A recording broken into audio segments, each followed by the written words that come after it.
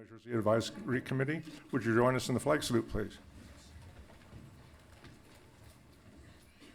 I pledge allegiance to the flag of the United States of America and to the republic for which it stands, one nation, under God, indivisible, with liberty and justice for all.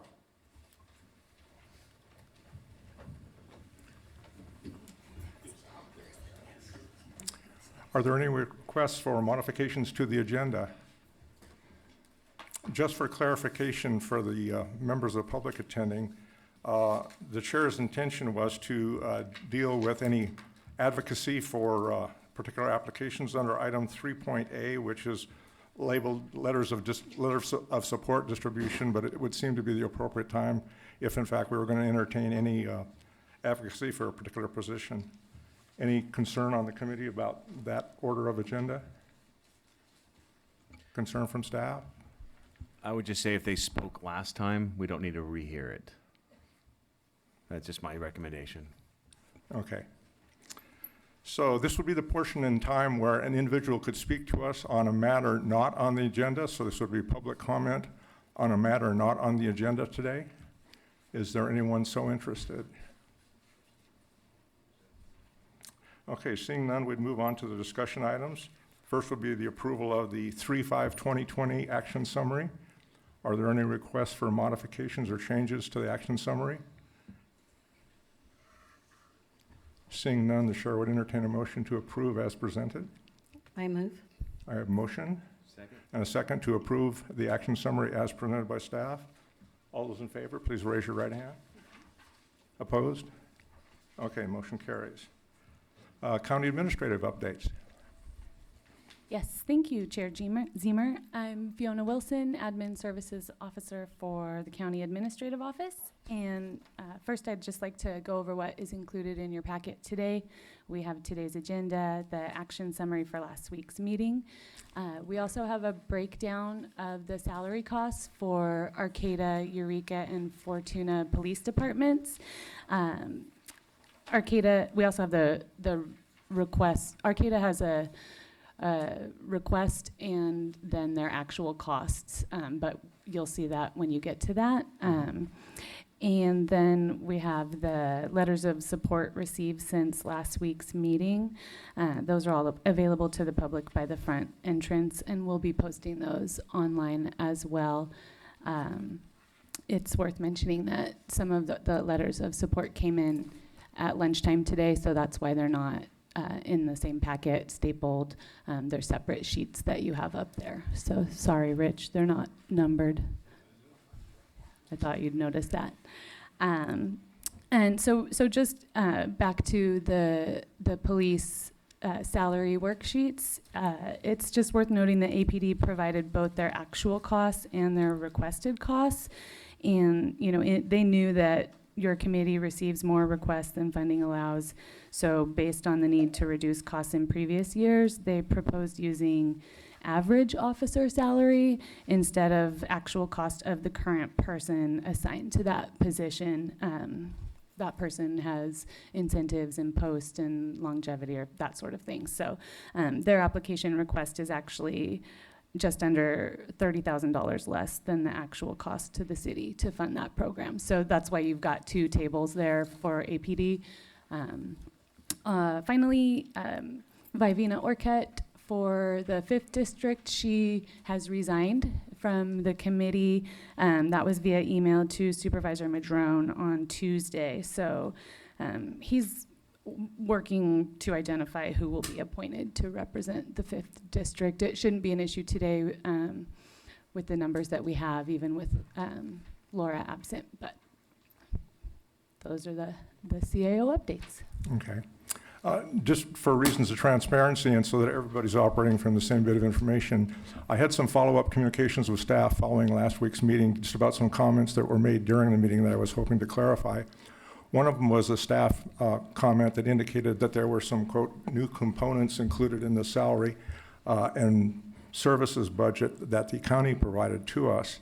And given the stringent nature of our process and so on, I asked for some direction about what that included. And the response from the county staff was that In this particular document that we've been provided, there is an allocation of $5,000 per employee for support services and supplies, and that was the element that was being referred to in that comment that was made by staff.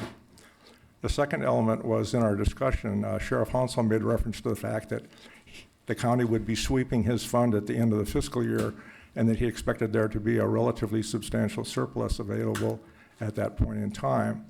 I talked to the county staff about that, and we find ourselves in kind of an unfortunate circumstance in that while that may ultimately be the case, those monies are not available currently for allocation until, in fact, the actual fiscal year is completed.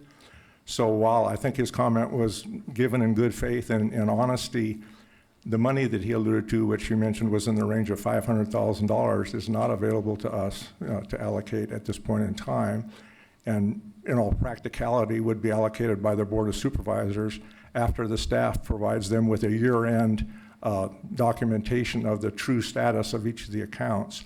So even though that reference was made to that money being available, unfortunately, it's not available to us at this point in time.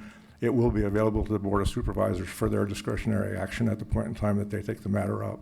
So I had been talked to by people in the community about those comments, and I also had some questions. So I just wanted everyone to have the same understanding of those two elements. Mr. Ames? The approximate 500,000, thank you. And you say at the SOUP's discretion, but does not automatically go into road maintenance? We have provided historically goes into a recommendation that includes primary funding recommendations and secondary funding recommendations. Those have varied to some degree year to year based on the capability of the committee to, commit funds to specific projects. We have in the past asked and suggested that in our secondary recommendations, that was our highest priority. We have not yet obviously completed that process this year, so it potentially could be that way again, or it might be that we have other projects that we would identify in this year's process that would take precedence. So that's yet to be determined. Oh, I thought that was a permanent thing that SOUPs were going to do all the time. Any excess money Not to my went into knowledge, roads. no. I don't think that was the intention of the committee.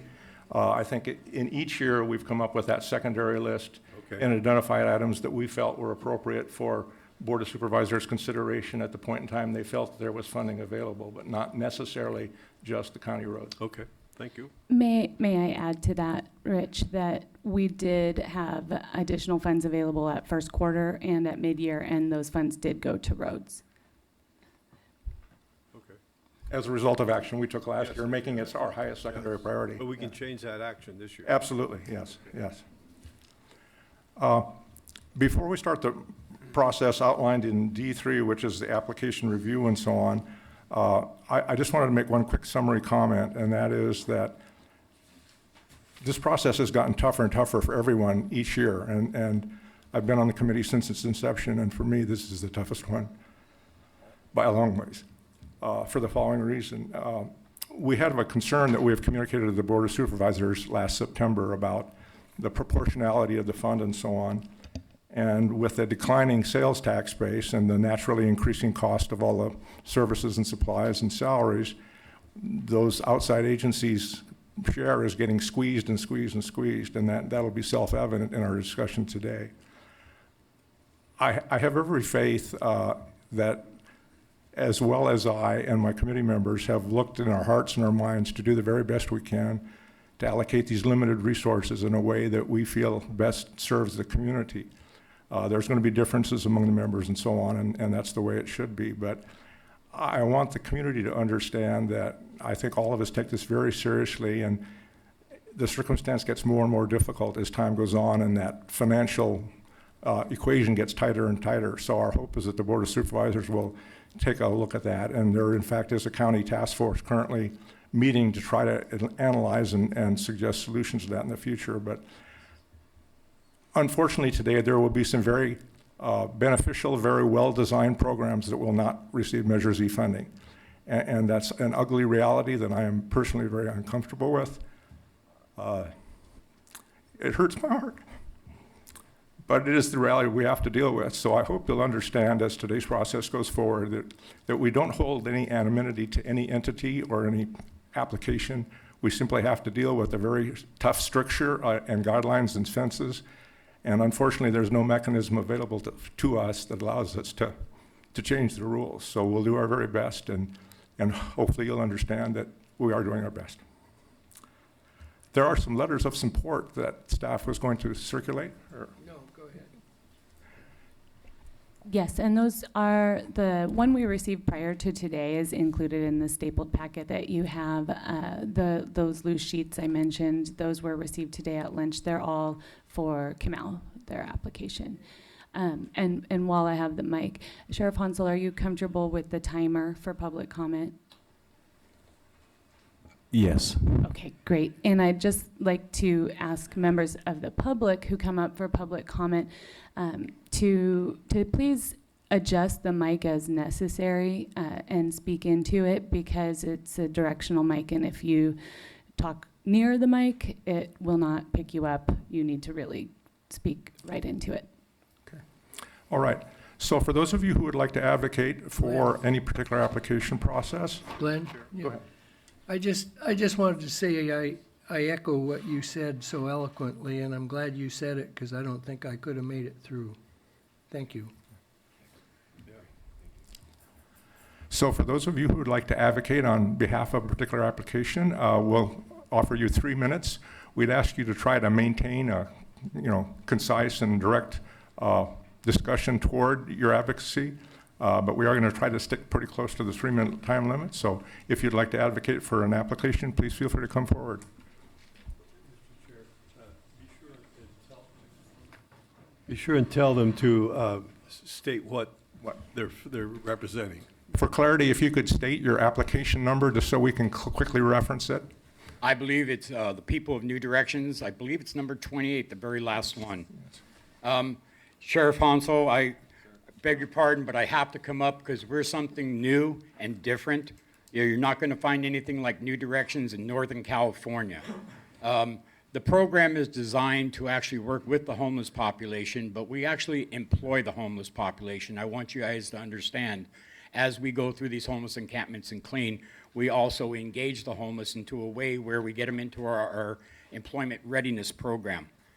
The reason why I'm asking for this safety funding, we've been paying for it for the last 9 years on our own. But with that $10,000, we can actually expand our services into areas that I call the gray areas, that nobody has actually claimed yet. Nobody's been able to find the boundary areas yet. But yet there's waterways that are flooded with trash. So this funding would help us to be able to address those issues and then worry about who the property owner is or who the responsible party is. So I wanted to make that really clear, that not only are we doing this, different than you do have outreach programs such as River Life Foundation, Pack Green Team, that does run around and does an amazing job. But nobody goes in deep and actually works with the homeless population other than law enforcement than us. So I just wanted to make sure that everybody kind of understood. Sheriff Hansel's quite familiar with me, but there may be people up there that maybe have not even heard of New Directions yet. But we've been in existence for over 15 years. We've been 9 years as a business, as we chose that was the best path to make the most impact for our communities. So I want to thank you very much for even entertaining it. And if I didn't get $1 because fire department and the law enforcement got it, I'd be totally okay with that. Thank you very much. Next.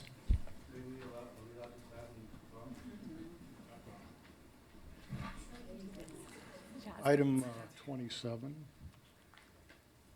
Chair Ziemer and committee members. You need to speak into the mic, please. I would like the committee to consider these points. My name is Gene Lombardo. I am chair of the Southern Trinity Volunteer Fire Department. The Southern Trinity Volunteer Fire Department is a bi-county fire department, and we are tasked with fire protection in a portion of Humboldt County. This has been going on for over 30 years. This is the Ruth Lake Community Services District. We are at a point now, we do not receive any public funding. The community over the years has been able to fund the fire department, but because of added cost, we are no longer able to maintain operational cost. So we've been averaging a deficit of about $15,000 a year. Our comp ran $18,000 last year. Now, in an effort to bring comp costs down, we have to do one of two things. That is, reduce the firefighters.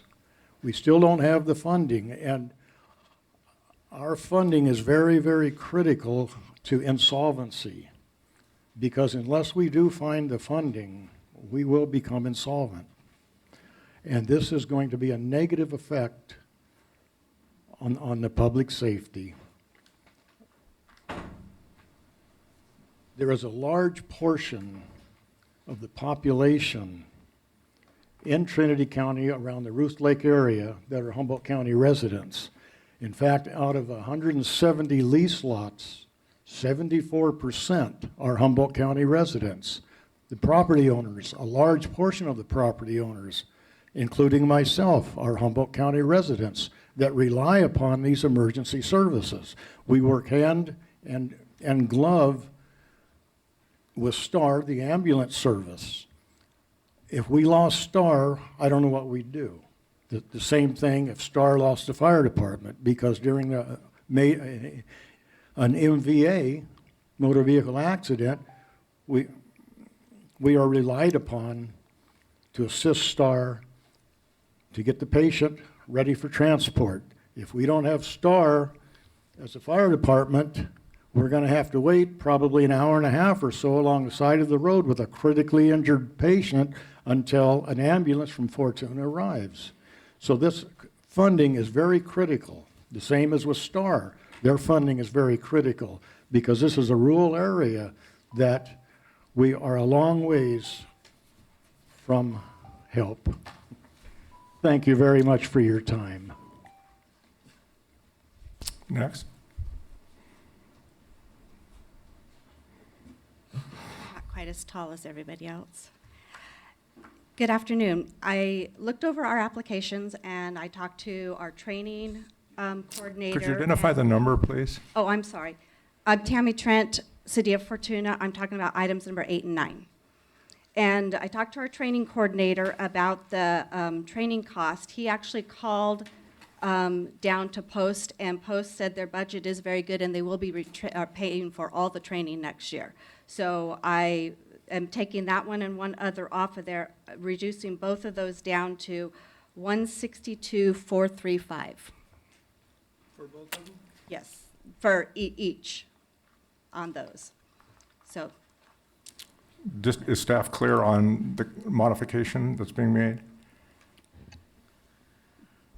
For the drug task officer and the school resource officer, you are reducing both of them to $162,435, and you're removing the K-9 no. application? Oh, okay. No, I am That's not. going to stay the same. You already reduced Yes. that one. And then, Yes. but that's the total for the other two applications? Yes. Okay, great. Thank you. Thank you. Next. My name's Michael Lake. Number 18.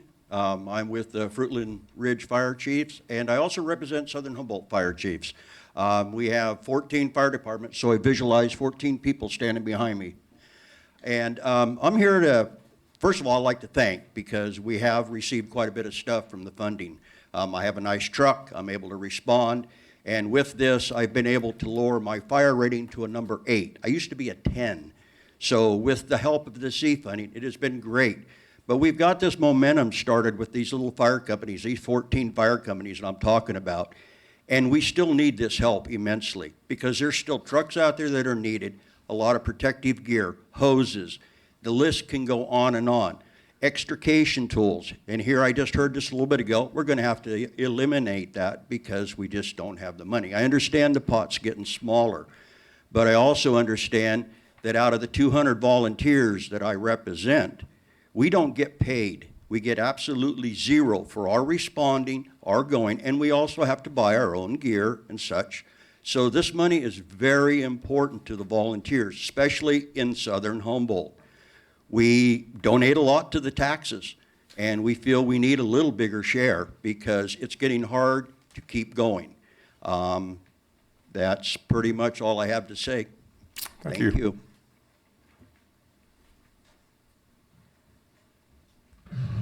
Hi, Nick Wilczek with the Humboldt County Library, request number 19.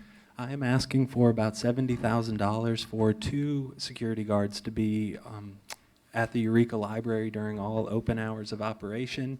2 would be ideal. I would be very happy with 1 if that is something that the board here could come up with. We have safety concerns at the Humboldt County Library. We are doing a lot of good work, and we have expanded the programs. We've expanded offerings. We are reaching out to more people, inviting more and more folks into the library for events, kids, families. We are always doing more. With that being said, we have security issues. You know, there is drug use on site. We had a staff member assaulted in the past month. We need help. We're doing everything we can. I would like to thank, I think I just saw LaFrance walk in, so I would like to give a lot of credit to EPD for the work they do with us. But again, we could use some of this Measure Z money for security guard at the library.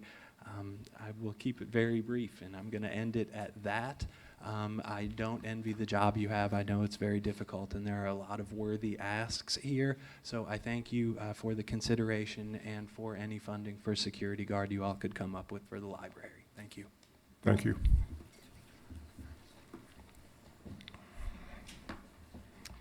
Good afternoon, committee members. My name is Brian Ahern, Chief of Police for the City of Arcata Police Department.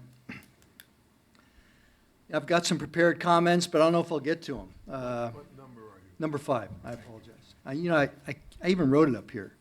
Number 5, right? But I forgot that. I did too. I really struggle with being up here.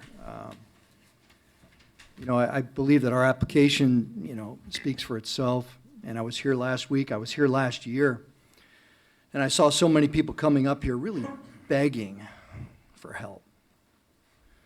I represent a city, and I can't imagine what some of these other agencies are going through to try to fund basic services.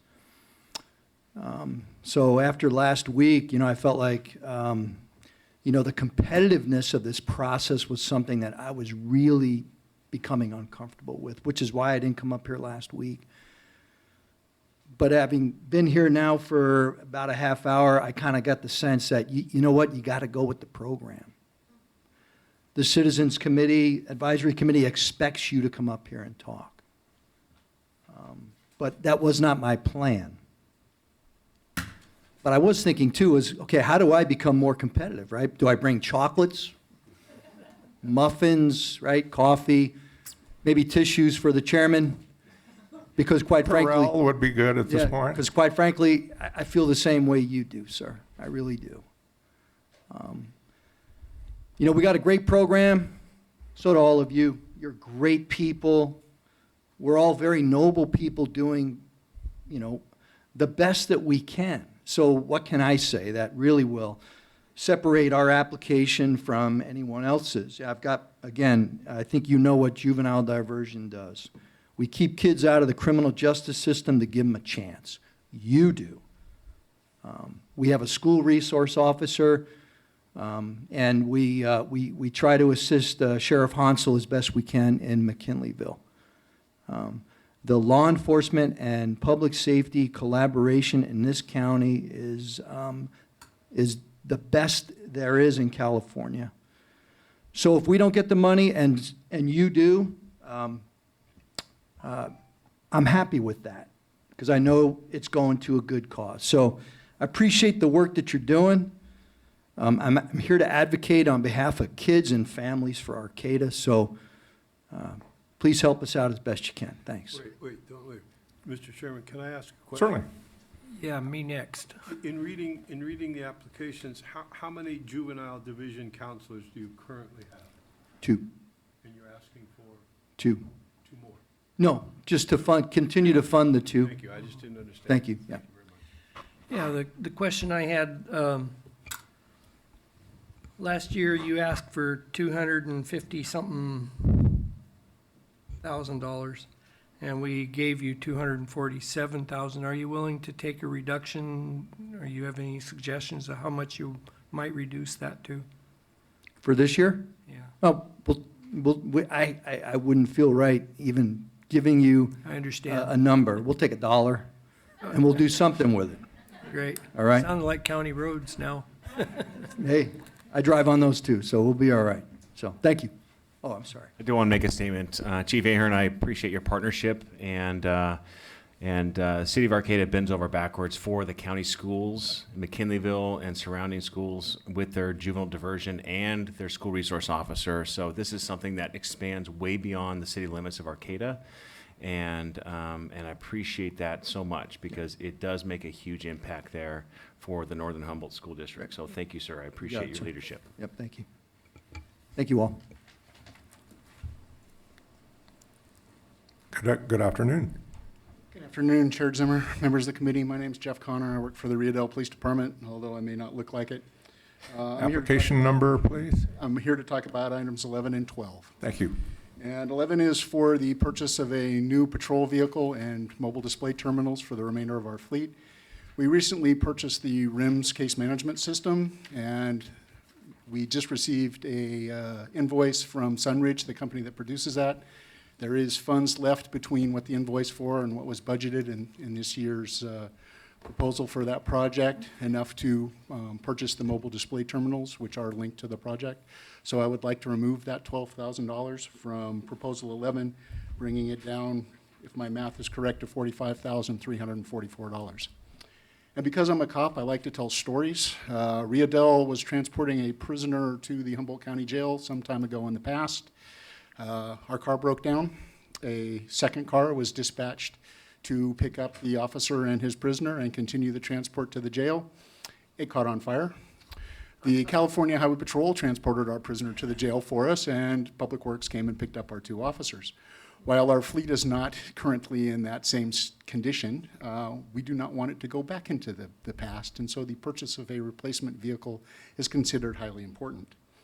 On item number 12, the part-time clerical support position. This is the only clerical position we have in the department. We are authorized 6 1/4 officers, and we have a 0.7 time clerical person. She keeps me sane.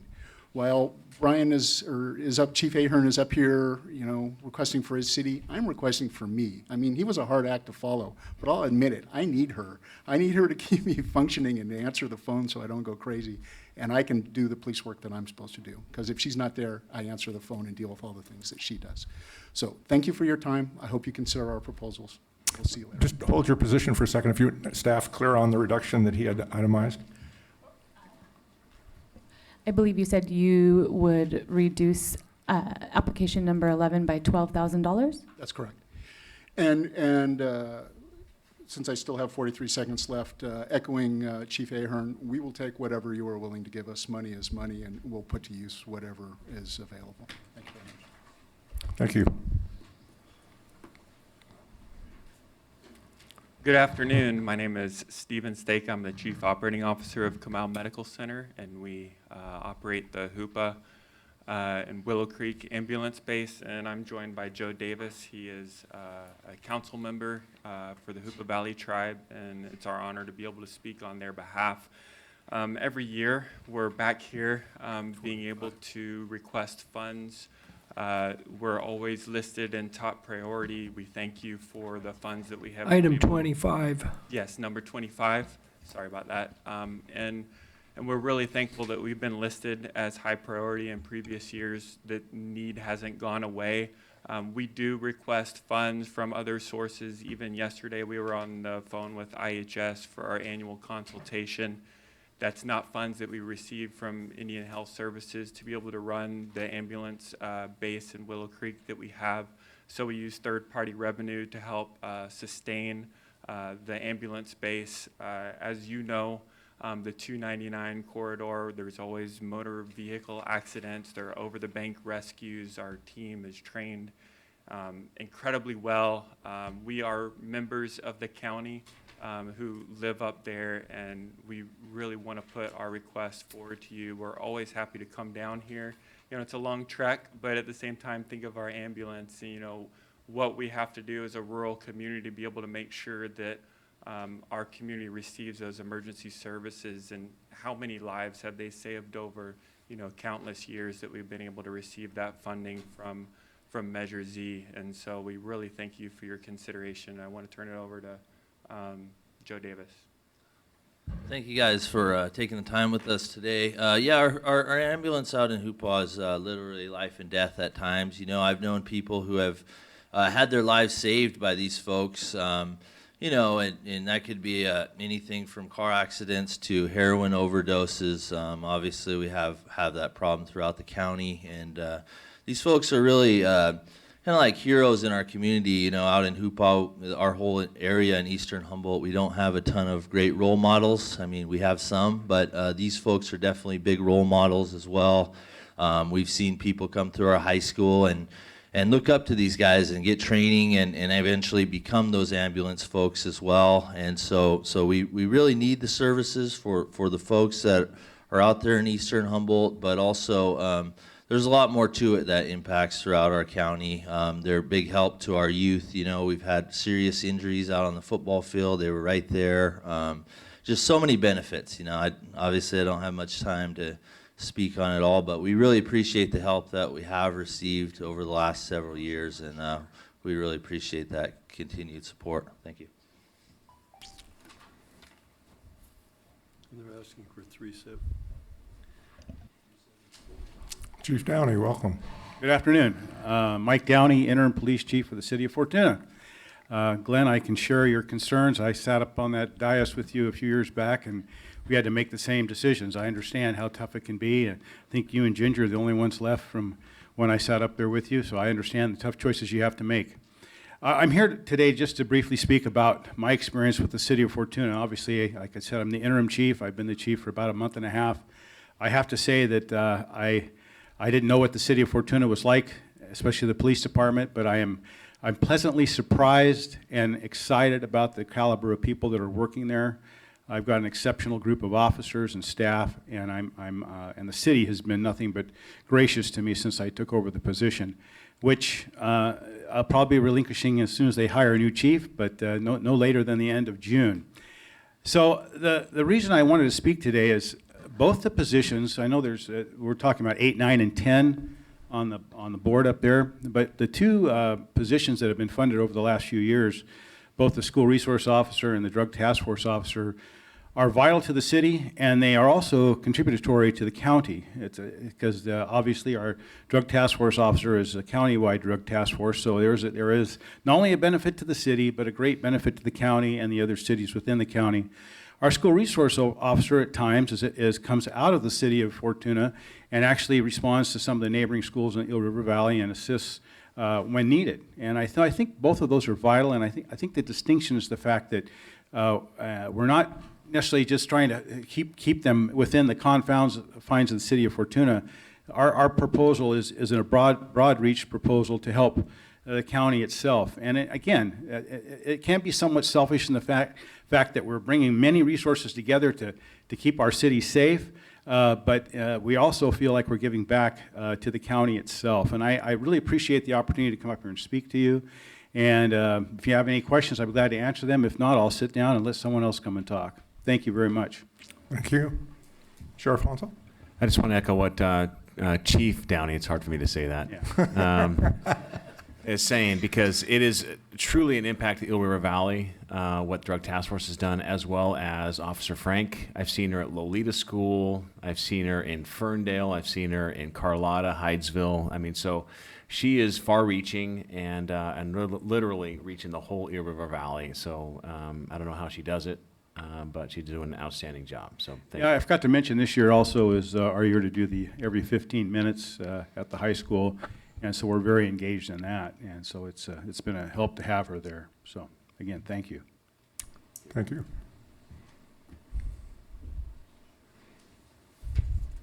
Good afternoon, Justin McDonald. I'm the president for the County Fire Chiefs Association, and I believe it's line item 18. I'd like to propose a little give and take. After hearing Mr. Lombardo's talk about the Southern Trinity, we would like to absorb that line item into ours with no adjustment. And in addition, we're willing to give up $200,000 towards our rescue tool purchases. And Sean agreed to give up the $575,000 for the radios for Humboldt Bay. So we were looking, what, $775,000? Okay. First of all, thank you. Could you just go through those one more time so staff makes a correct notation of where we're at? A deduction of $775,000, and then if you could put the Southern Trinity fire in on ours with no addition. Thank you. I just want to thank, every year the Fire Chief Association does a cut, and I personally believe that, you know, they're doing more with less every year, so I just appreciate everything that they're doing, and thank you very much for being responsible. I really appreciate it. Well, I want a clarification on how much now are they asking for? So, Chief? Fiona's calculating that, Richard. Yeah. It's all, Fiona's calculating. We have 1.65 million. it's 1,655,945 as opposed to 2,413,945. Thank you. I would like a quick clarification on that one. That's also absorbing the, so the 17,000 for Southern Trinity. number 28. 27, with no additional cost, that's true? Yes. Right.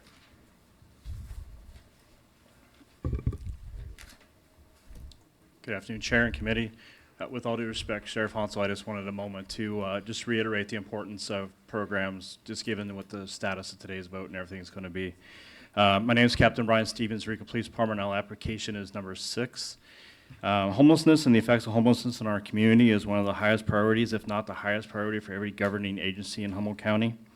As times have changed, we've strived to stay on that leading edge of progressive strategies and approaches and programs to assist that most vulnerable portion of our community, but to also assist the citizens of our community and those that come to Eureka to shop, visit, on vacation, or whatever it is. So this year's application is pretty much status quo as last year. I have a couple other individuals going to speak. We sought out interest letters this year instead of having people come in the interest of the committee's time. So I hope you had a chance to look at those support letters that we've submitted with our application.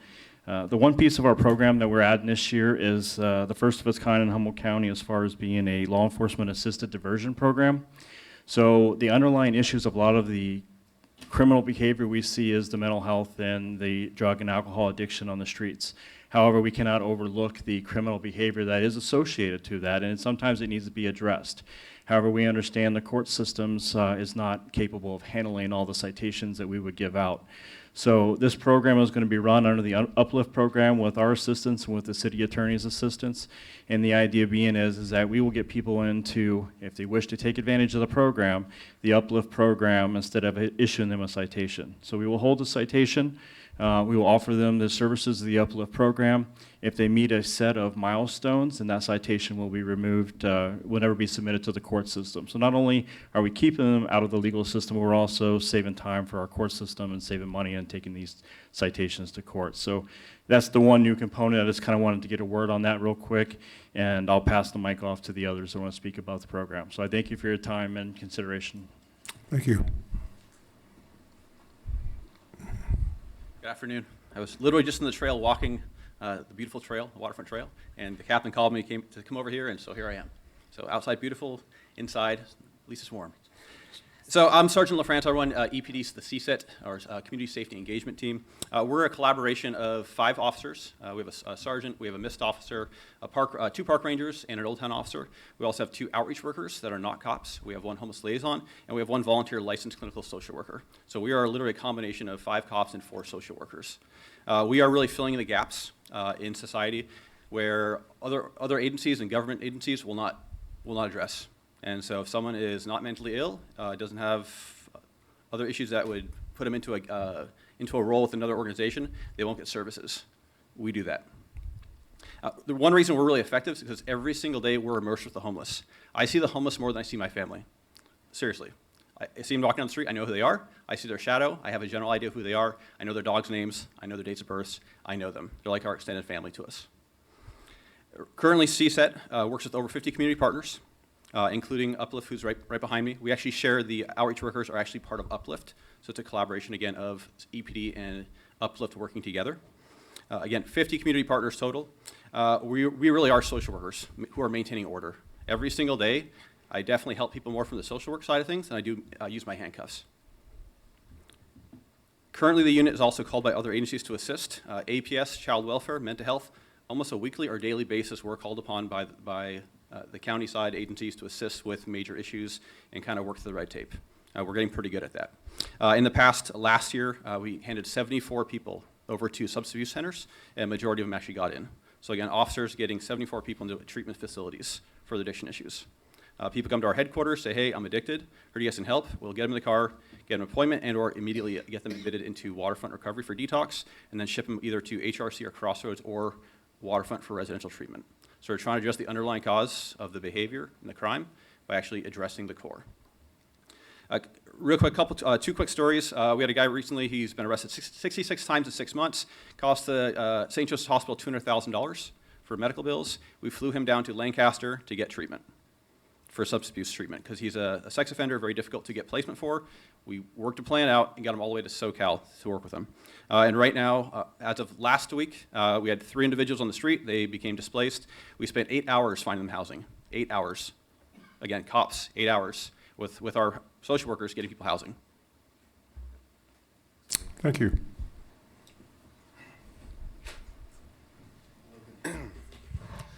Hello, thank you for your time. I'm here in support of item number 6. My name is Jeff Davis. I'm a City of Eureka Community Services Supervisor and affiliated with the Uplift Eureka program.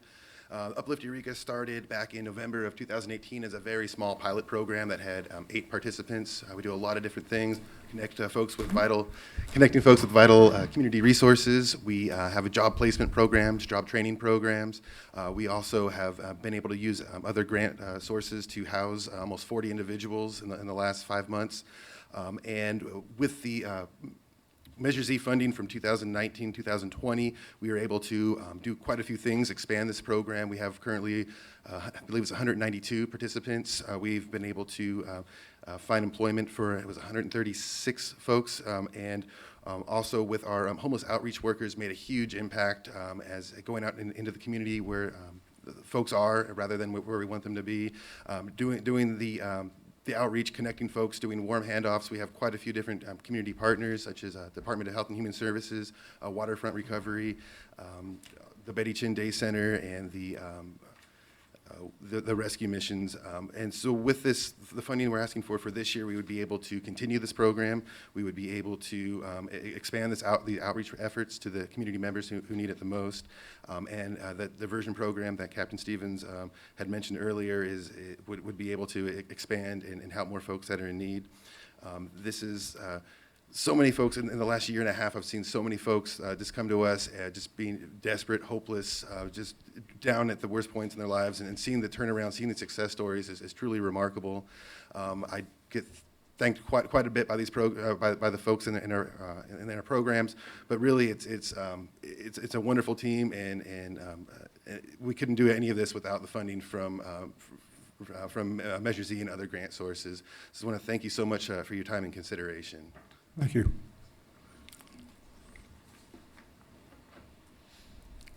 For number 4, it's the Christian Science Church and Resource Center. We used to have a resource center in Southern Humboldt. It was closed. We had another one. It was closed. The homeless people in Southern Humboldt don't have a voice. And right now, they can't wash their hands. Across the world, people are being told they need to wash their hands and keep their hands away from their nose and their mouth. They can't wash their hands when we go back.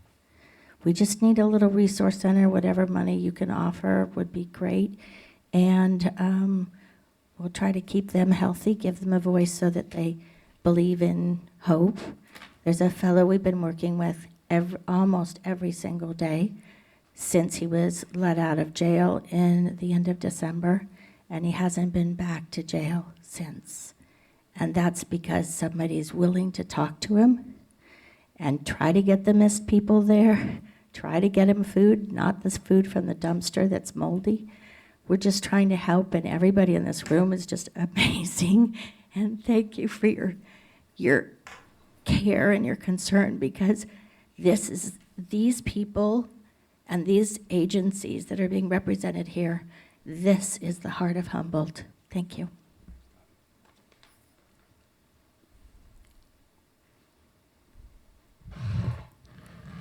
Good afternoon, Measure Z committee members. Bob Runkle, Humboldt County Public Works Department. First, I do want to acknowledge what Chair Ziemer had mentioned earlier, that this being a very hard decision that has to be made each year. And from following the Measure Z committee each year, it seems that there's less and less money to go around, and the challenges of figuring out how to allocate that money get harder and harder. And especially with all of you volunteering and stepping up to the plate to do it, it's an awesome thing to know that there's a dedicated group of volunteers willing to take the time, weigh all the projects out, and make the hard decisions. Number 21 and 22, Reg. Thank you. And number 7, 21, and 22. Number 7 is a joint project between the City of Eureka and the County of Humboldt to do overdue repairs to Harrison Avenue, which is the primary route where our primary medical facility in the greater Eureka areas, that's servicing St. Joseph Hospital. We're teaming up with the city to do the necessary repairs to that road. We're also looking at a project for illegal dumping and funding to help go ahead and offset the costs necessary to go ahead and pick up and remove items that have been illegally dumped along the county roads. And then our third project is for generic road maintenance. The priority for these projects that the county has, or I should say the department has, is our first priority is Project 7, the joint project with the City of Eureka. Our second priority project is number 22, generic road maintenance for the county. And our third priority project is illegal dumping. What is important to note with the types of projects that the county keeps bringing, or the department keeps bringing forward, are that these are one-time expenditures. And we fix a road like Harrison Avenue, it's fixed. We don't need to come back and touch it again. It's not creating an ongoing obligation, such as funding personnel, where each year a department or an agency needs to come back and ask for additional funding in order to keep that personnel on board. These funds are used to go on the ground, create the necessary repairs, and get our roads working so that the other first responders could get out there and perform the critical services that they need to go ahead and provide. Thank you. Thank you. No, I have a question. Mr. Chair. I just have a personal suggestion. I like Harrison Avenue because you identified why you need the money. I don't feel comfortable when the Public Works Department comes before us and says, we need $500,000 for road repair. Everything in Humboldt County needs road repair. I think you would have better results if you said, I have $500,000 to do 10 miles down in Petrolia. If you could identify where the money's going, it would certainly help me making a decision. That's all. Thank you for the input. You're welcome. Mr. Chair, may I ask a question to Bob? Certainly. Director Brockall, you mentioned generic. Could you choose another word to describe? You ended it with critical, which I that's the word I would want you to use. But could you use another word besides generic repair? It is critical repairs to the roads that are necessary in order for first responders to be able to get to helping the people that are in crisis. When our roads are in disrepair, or when the roads are blocked by a fallen tree or by a landslide, Public Works is part of the first responder team that gets out there to go ahead and clear those roadways to make sure that those roadways are open for first responders to get to. When our roads fall into disrepair, that also affects the ability of first responders to get there in a timely manner to perform the necessary life-saving skills that they're able to go ahead and provide. Thank you. Welcome.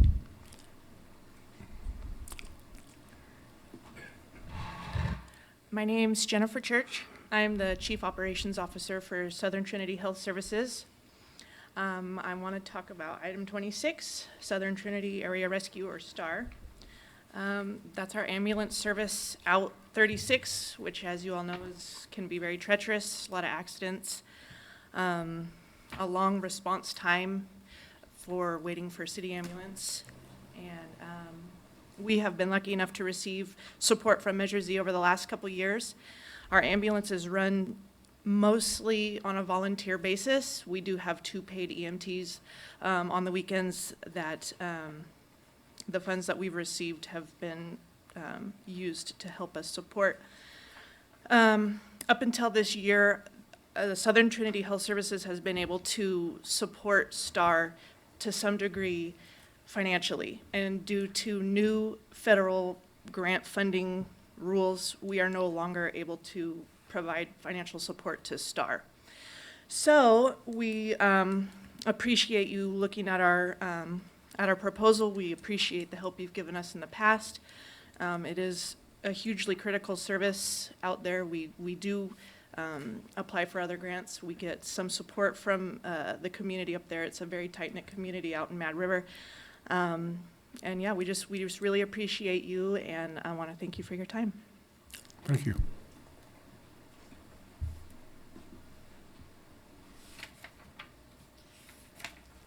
Janelle Laker, I want to talk about the number 6 EPD, Measure Z.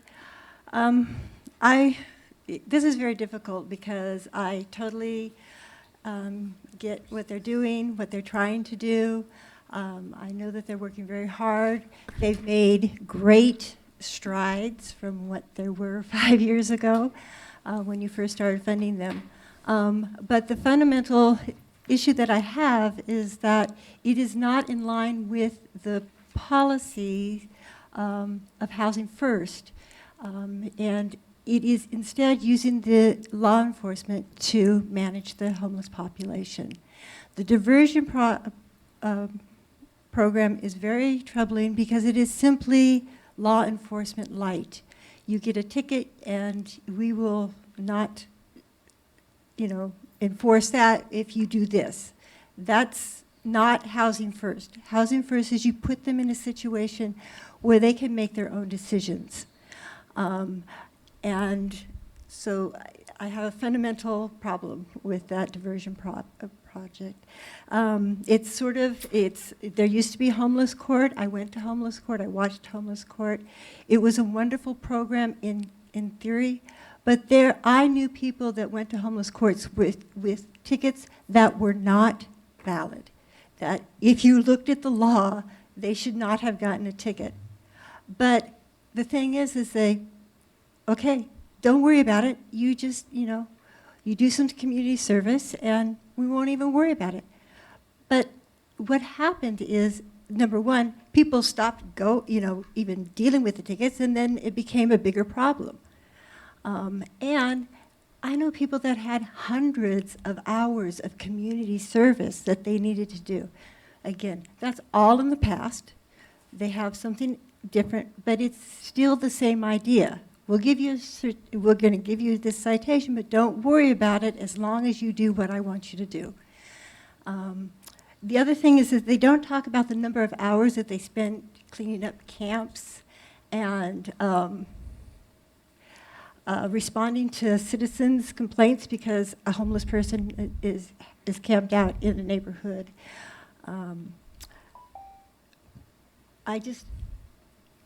Out of time. But anyway, again, I honor, and I want to emphasize that the work that they've been doing and the changes that they've made are all with the best intentions, and they're working really hard. Thank you. Could I ask a Question? Our option here at this committee is to fund a program or not. Yes. Which one are you recommending we do? They asked for several things. So I assume they're understand. not going to Well- get everything, and they're going to have to make their decision. I don't think that you tell them. I think at the end process, they're going to get a certain amount of money, and I don't think you're going to be following up to see whether they're using the money for this or that. So I'm not saying not to fund them. Does that answer your question? I'm not going to. You're saying yes, fund them. I'm saying yes, fund them, and unfortunately, then, what they do with it is another question. Thank you. And as I understand it, you don't tell them what to do with it. We can't. Thanks. Well, actually, we do audit everyone in the Measure Z, and so there is a strict accounting with how that money is spent, just so you know. Yeah. Good afternoon. District Attorney Maggie Fleming. I'm here on item 17. First of all, I want to thank you all for the work you do, and I agree with you, Glenn. This is a very, very difficult task, and particularly this year. I appreciate so much the funding that this committee has granted to the Elder and Vulnerable Adults Services team. We have staffed it. We're working very hard, and we appreciate the continual salary from Measure Z. This year, we were asking for $14,000 to provide for the multidisciplinary team to have training and outreach. I want to let you know in April, the entire team, 3 people from my office, social workers, APS workers, and others from DHHS, we're going to attend a national conference on elder abuse because everyone who would be attending that conference has such constant contact with elders, they've canceled it because of the virus. And I'm telling you that because what I know is that means we're going to have significant training savings this year. We will put it over to next year. So whatever you might be able to do for us, great, but I want you to know I'm more than happy to take significant cuts to that request so that others here might have some of that money. So thank you very much. Thank you. Anyone else like to speak as an advocate or opponent of any of the proposals? Okay, seeing none, we'll move on. The process that we've agreed to undertake is essentially a 3-step one. The first review of the applicants will be whether or not the committee members believe they're consistent with the intent of the measure. So we'll go through them hopefully rather quickly and identify if anyone has any concerns about the eligibility of a particular application. Once we've completed that process, we'll have a ranked voting process where each voting member will either rank application in a first, second, or third position. And then we will aggregate those rankings and identify bands, essentially, of proposals. Presumably, at some point, there will be a numerical tie between proposals, at which point we will then undertake a kind of a 3rd-step review where we will ask the committee members to rank those within that subgroup so we have a clear understanding of their ranking. Obviously, it wouldn't be fair to consider them just in the order they appear on the spreadsheet. So at that point, we should have a pretty concise view of which are the most highly ranked proposals, and we will continue that allocation process until we're out of what we believe to be our funding.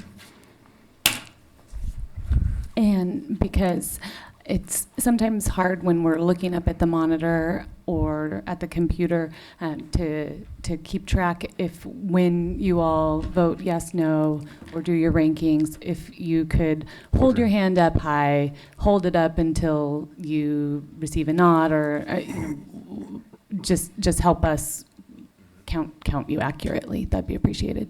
Okay. In talking briefly to the members, it seems like the most expedient way to do this is ask for exceptions, since I think the majority are probably by consensus eligible. So let me just begin with application number 1, the 211 Humboldt Information Research Center. Does anybody feel it should not be eligible based on the criteria of the resolution? Okay, we have 1, 2, 3, 4. Okay. No? I'm asking if, yes, those who think it should not be eligible based on the criteria of the resolution, could you raise your hands again, please? 1, 2, 3, 4. We have 5. 6. I'm sorry. Yeah, I know.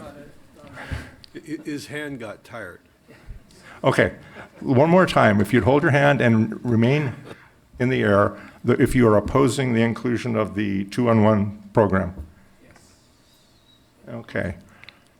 I count 6. 6 and 1, yes. Okay, item number 2, Access Humboldt. Anybody in opposition to it being included?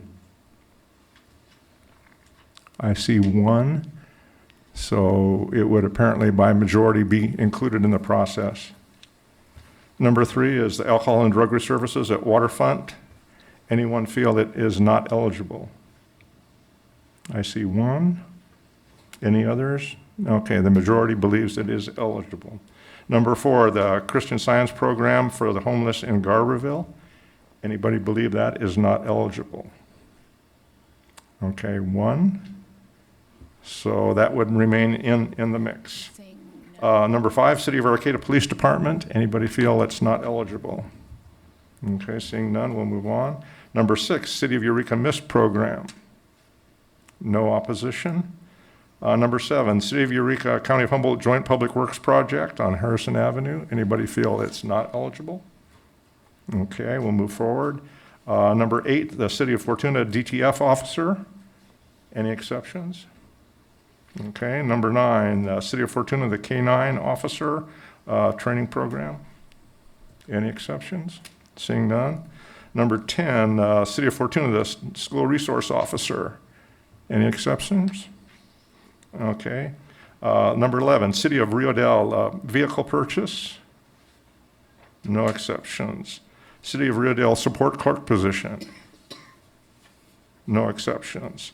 13, City of Trinidad, a half-time sheriff's deputy.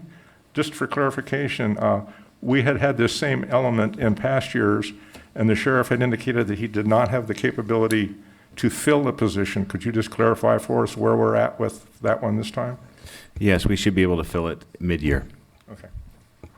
Okay, any exceptions to the City of Trinidad's officer position? Seeing none, we'll move to 14, College of the Redwoods, the CERT program. Any exceptions? We have 2. Okay, it will remain. The Garberville Town Square Security Proposal. Any exceptions? 1. Okay. Number 16, the Sheriff Radio Project. No exceptions. The DHSS, APS and District Attorney Training Program that Ms. Fleming just spoke to. Any exceptions? The Humboldt County Fire Chiefs Association proposal. Any exceptions? Humboldt County Library Security Services. Any exceptions? We have 1, 2. Okay, 3. Anyone else? I see 3 exceptions. Okay. It would remain then. County Public Defender, Office Assistant position. Any exceptions? Okay. 21, Humboldt County Public Works, the dumping fees. No exceptions. 22, County Public Works Road Maintenance. Any exceptions? Okay, it will remain. Humboldt Metatrans. Any exceptions? Okay, I'm seeing 7 exceptions, so we would consider it not eligible. 24, the New Life Housing Transitional Housing Program. Any exceptions? 2, okay, so it would remain. Number 25, the Rural Ambulance Service in Eastern Humboldt and the Hoopaw Valley. Any exceptions? Okay. 26, the STAR program for EMTs for the other portion of Eastern Humboldt. Any exceptions? Wait, I would like to talk for a second, please. Certainly. In reading the eligibility, these 2 are certainly needed in Trinity. They support Mad River. 74% of their clients are Humboldt County, but I have a question, which I haven't seen for the last 3 years that I've been on the committee. It's located in Trinity County. Should Humboldt County be funding things in Trinity County? Although it's a necessity up there. We need them. We need the ambulance. We need the fire department, but they are Trinity County. I don't have an answer to that. I guess, let me just try to maybe clarify it. For the physical location of their facilities are in fact, I don't know, from Mercer Fraser to where the turnoff is, probably less than a quarter. So it is a quarter mile, into Trinity County. I think the point that they're making in their application is that their service, in fact, covers both Trinity and Humboldt County, and therefore they've been eligible. In past years, the committee has determined that they felt that they were, but we certainly have the capability to, address that point if people want to address it. I'm all for them, but I just wonder if we, as a committee, are doing the right thing, funding a Trinity County location. I'm all for the project. Okay. Ernie? I think it'd make Richard feel better if you remember the gentleman that came up here said that he said that he lives in Humboldt County. The representative, are you still here? I think for clarification, what he's referring to is that there are a significant number of absentee owners who own property, summer property typically in the area. And while he might technically be a resident of Humboldt County for his primary residence, I think his interest is as a result of being also a property owner within that area. I'd like to add that possibly 80 to 90% within that area are Humboldt County residents. No question. I'm just bringing it up. Okay. Just to move the discussion along, if I remember right, there was only one exception to including the STAR proposal. Okay, so it will remain in. The Southern Trinity. I didn't vote against the STAR proposal. I just asked a question. Okay. Number 27, the Southern Trinity Fire Department. Technically, it's been absorbed into the Humboldt County Fire Chiefs. But just for clarification purposes, does anyone feel that there is any exception for its consideration? Okay. And Chair Ziemer, so for application number 26, the STAR application, we have 7 yeses and 0 nos. Is that right? That's how I understand Mr. Ames to clarify his position, yes. Thank you. Finally, number 28, the New Directions proposal. Anyone like to take exception to its inclusion and consideration? Okay. So now we will go to the ranking process. As staff indicated, this sometimes gets a little bit dicey, so when you make your indication, please hold your arm up clearly until we move on to the next one so that they can tabulate and enter the data into the spreadsheet and so on. So you would be indicating whether you wanted to rank each individual applicant in category 1, which would be the highest and priority classification, down to classification 3, which would be your lowest classification, just for clarity. So you ready to go here? 1 second. Let's see.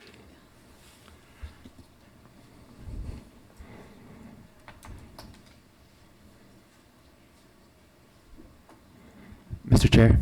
Yes. Would it be appropriate to ask if there's any other reductions that applicants are willing to take at this time? It certainly, yeah, it would be germane now. We've had a number of indications from applicants that they are willing to modify their proposal. This is germane in the sense that obviously we're going to run up to a number, and when we get to that number, the process essentially ends by default. So I believe a number of entities and the ones have historically given returns have already done so, but if anyone else has any modifications they'd be interested in making the committee aware of, now would be the time to do so before we start the ranking process. And if I may, those that haven't, I encourage you to do that, please. Okay. Are we ready? I think a few of us, myself certainly included, any amount of money that you would like to give us to help with a resource or help them have a voice down in Southern Humboldt, we'd appreciate it. Thank you. And just for clarification, you were representing the Garberville program, correct? The church program? Yes, okay. Okay. We're ready. Okay, so first application that I'd ask you to consider and vote on is 211 Humboldt. Oh, excuse me, my apologies, that was excluded. Number 2, Access Humboldt, the development of technology. Those ranking it as a first priority, please raise your right hand. Second priority? Third priority?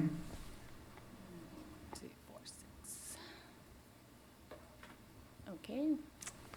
Okay, number 3, Waterfront Recovery Services Treatment Program, ranking in the first category, second category, third category. Thank you.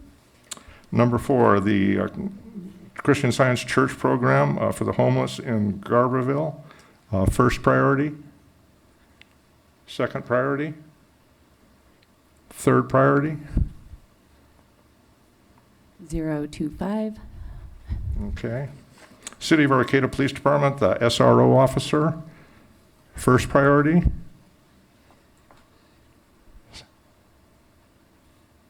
Second priority. Third priority. 520. Okay. City of Eureka, the MIST program, first priority. Second priority. 520. Okay. City of Eureka, County of Humboldt Works, the joint Harrison Avenue Road Repair Project, first category. Second category. Third category.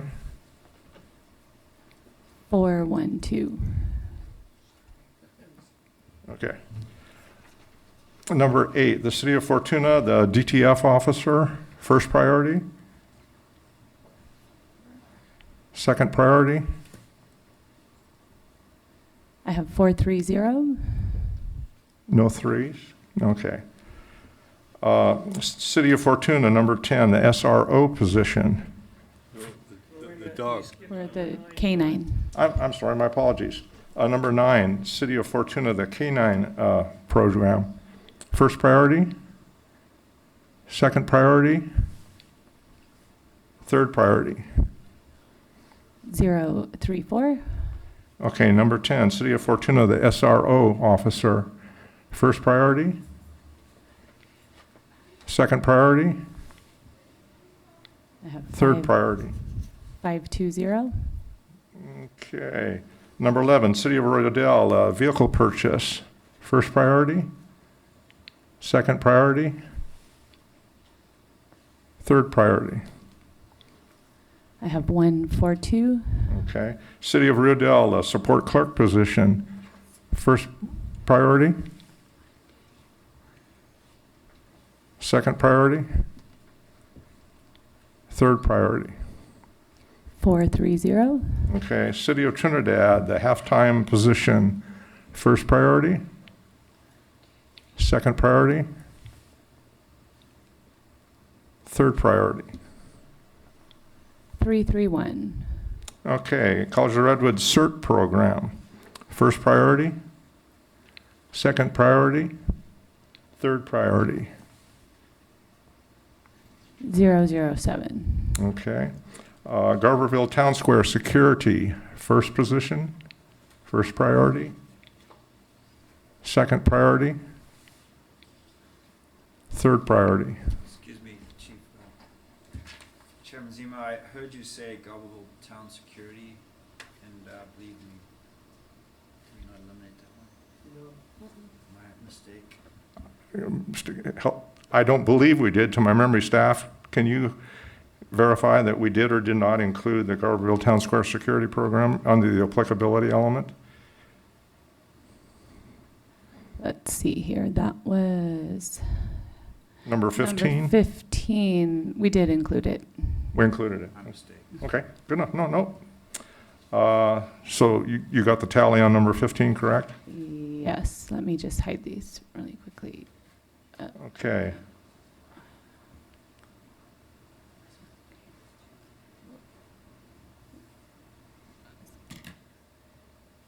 Fiona, did you count me as a one, first priority on that? I got 1, 2, 4. I'm not sure who Okay, voted what. let's do number 15 Request again, to please. revote. Garverville Town Square Security, priority 1, priority 2, priority 3. I have 115. Okay.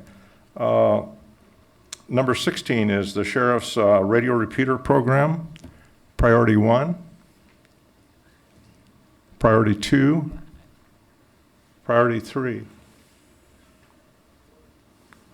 Okay, number 17, District Attorney's EVAS Training Program, priority 1, priority 2,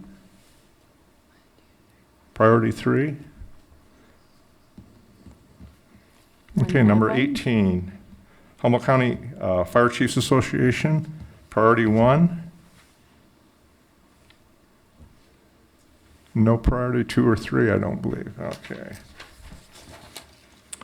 Number 19, the Humboldt County Library request for security services, priority 1, priority 2, priority 3. 034. Okay, Humboldt County Public Defender, Office Assistant position, priority 1, priority 2. Oh, I'm sorry, let's go over it.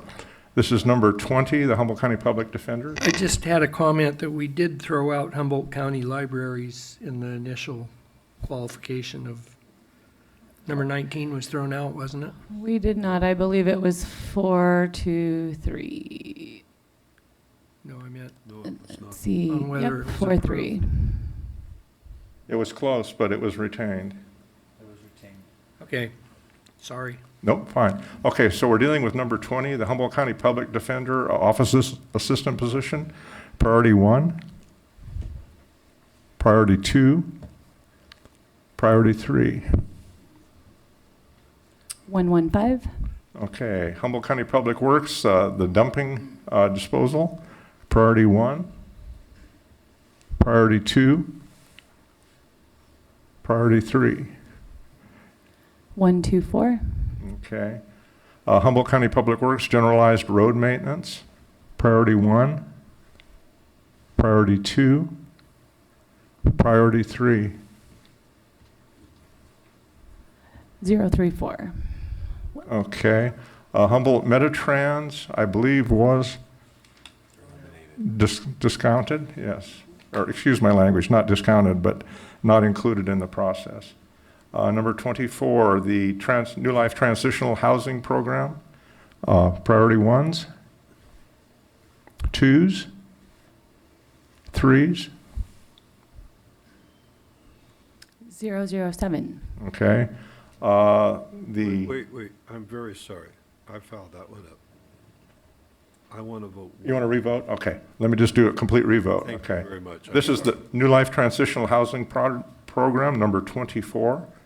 Priority 1s, priority 2s, priority 3s. 106. Okay. Number 25 is the ambulance service for Eastern Humboldt, Hupaw Willow Creek, priority 1, priority 2, priority 3. 700. And I just want to say that I think the battery on this keyboard is dying, so if Okay, do you I want ask to, you to hang on for me, it's. you want to take a 5-minute recess and deal with that, or? Yes. I think we can make it to the end of this list. We've got backup here. So Okay. let's get to the end of this and then we can take a break. Okay, and let you tabulate it. Yeah. Okay, we are now on number 26, the Southern Trinity Area Rescue, the Eastern Humboldt Van Dusen Ruth Ambulance Service, priority 1,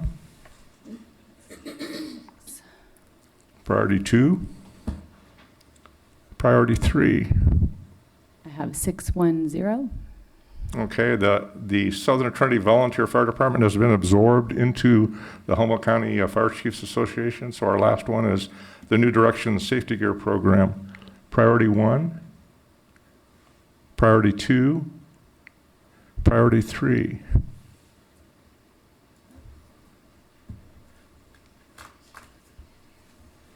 $106. Okay.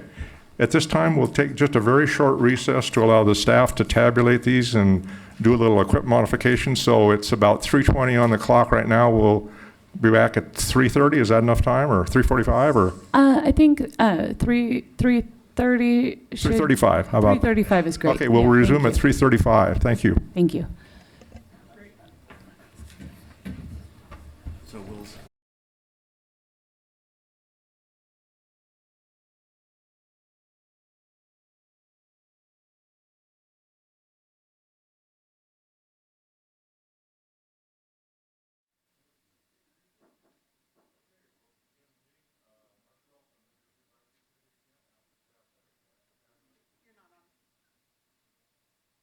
My apologies. We'll begin the meeting again after the staff has had an opportunity to tabulate the voting process. At this point, we will look at any projects that have an equal numerical score and do a sub-ranking of that subgroup so that we know which one, in fact, is the highest priority. So could you indicate to us which have a tied numerical score at this point? The highest what? The highest score. The tie. If we have 3 projects that all garnered a 6, for example, then we have to sub-rank that groups to know which is actually the highest priority. So you can see in column O here, we have the average score.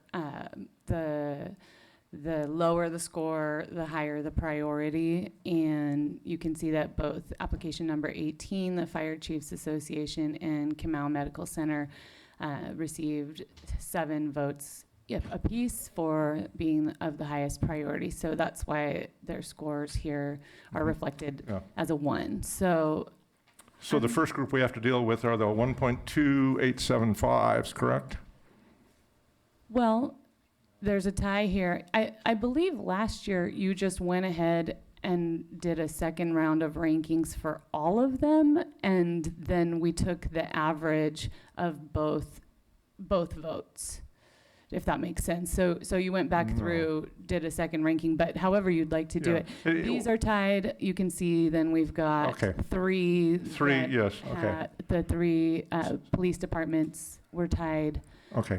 So the first group that we would consider were items 18 and 25, which both have an average score of 1.0. So what I'm going to ask the committee members to do is please raise your hand and indicate if you place number 18 as the priority of those 2. Please raise your right hand. Chair, I have a quick question. Certainly. May I see, based on these priorities, where the line is? The priority of the estimation of how far the funding will go? Absolutely. Let's see here. And shouldn't we be considering the least priority first? Or the lowest numerical priority, Eliminate? which is the highest practical priority. Are we using the same different language, or? No, the one that got the least favorable eliminated, or? Well, we usually start with the most favorable and see how far the money goes. If we start at the least favorable, we wouldn't really know where the line was.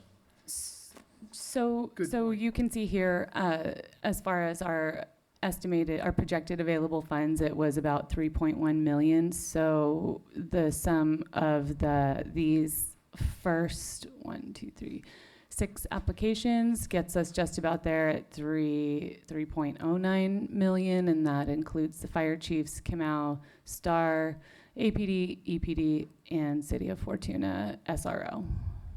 Okay, help me just a moment, because I see the fire chief number is revised to $1,751,586. During our earlier discussion, that number was 1.653, if memory serves me, or 655. How did it change between that discussion and this presentation? That's a good question. You are right about that. Oh, yeah, I think it was a sorting issue. Yeah. There we go. Okay. Now, that was the 775 reduction, but did it include the 17 of, it did? It does, yeah. Okay. So that now correctly reflects the reduction that the fire chiefs offered? Okay. So, Nicholas, you had a question, or? My question was, my question is seeing, based on the available budget, Where's the where line? does that go? Where does that line, and what does that look like? And so you can see now, with that correction here, we've got the first 7 applications gets us to the 3.1, a little bit over. We've got the drug task force officer included in that. Okay. So theoretically, we will have to consider the 1.0 group, the 1.2857 group, and the 1.4286 group, and reprioritize those internally, and we will likely be at the limit of our funding, correct? Correct. You see that the, Well, there's a group of, there's a group of 4 at 1.4286. We're going to have to internally prioritize those. Then the ones above that, there's a group of 3 that are 1.2857. We'll have to prioritize those, okay? But theoretically, they are, within the top tier, so it's a little bit academic, but it seems fair to do it for everybody. And then the top group, we would do the same. Sure. Ernie? Can we just say the medical group up there, Kama, however you say that, is there any representative here that would be willing to lower that price, or do we have to accept it at that price, or can we adjust the price ourselves? We asked twice if individuals were willing to modify their proposal, and in both cases, the representative did not offer any modifications. So I guess my default answer to your question is they are unable or unwilling to do that. We have to accept them at the price shown. To the mic, please, Rich. Got it, yeah. Including number 8, what is the total amount of money? $3,163,840.12. That's down here, the sum. But understand, number 8, number 12, number 16 all actually have the same ranking. So if we're going to be fair, we can't just use their position on the list. We have to, again, classify them as for highest priority, second priority, third priority. And that's where I said, shouldn't we rank them first? Okay. So everybody clear on our little process now. We're going to take the subgroups who are equally scored, and we're going to internally within that group come up with a priority ranking. So the first such group would be the number 18 application, the Humboldt County Fire Chiefs. And help me with the pronunciation. Kamau. Ambulance service in the Eastern Valley are both ranked 1. So those who would rank the Humboldt County Fire Chiefs Association application as the highest priority.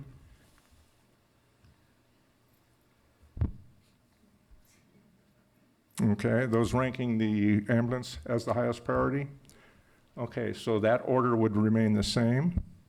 Then the next group that are tied is number 5, number 6, and number 10.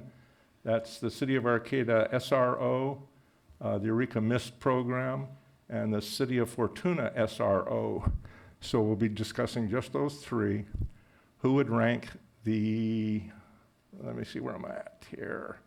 City of Arcata SRO position as number 1? Who would rank it number 2? And who would rank it number 3? Okay, are we clear there? No. 4, 2, and 1. Now, the City of Eureka's MIST program, who would rank it number 1? Remember, you can't vote 1 twice or 2 twice. You have to break this down. So number 1s? Well, wait. If you voted,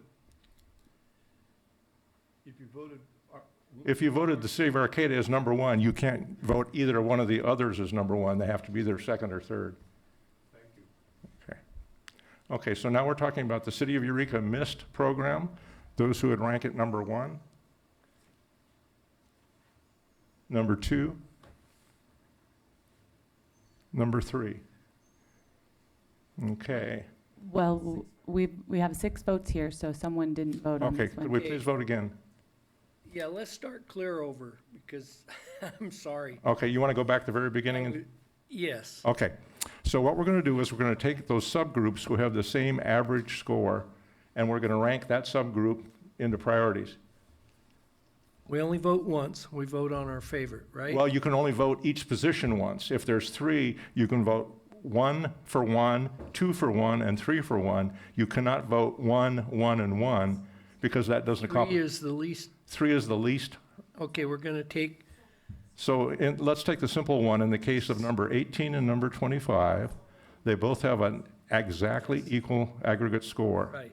So what we're trying to do is prioritize between the 2 of them, even though in reality it's practically not determinate, because presumably there will be enough funding for both. But we'll reach a point where that's not the case. And the vote of number 3 is your least favorite, right? Yes, 1 is your highest priority, 3 is your lowest priority. So in the case of the Humboldt County Fire Chiefs and the Kiowa Ambulance Service, who would rank the Humboldt Fire Chiefs as the number 1 priority of those 2 agencies? Well, okay. He wanted to go back to the very beginning. No, not that far. We've got past the fire. Okay, right there is where you want to go.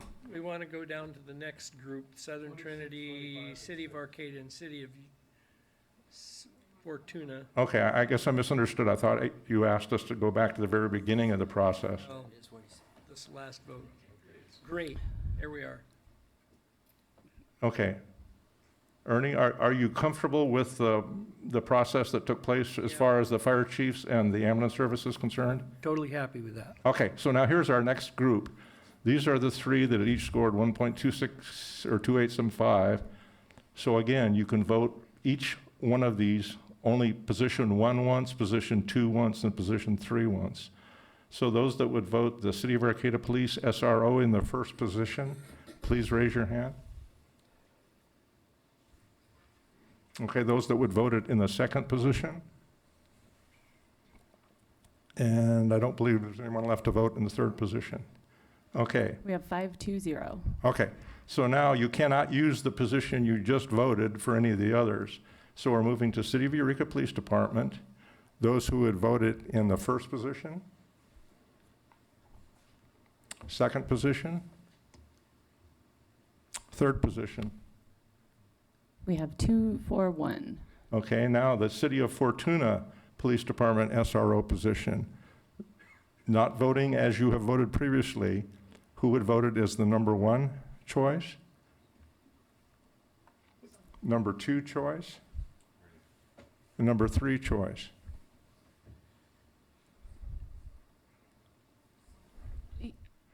So, Ernie, you voted number 1 for, Okay, aren't we supposed to vote 1, 2, or 3 on each one of those? No.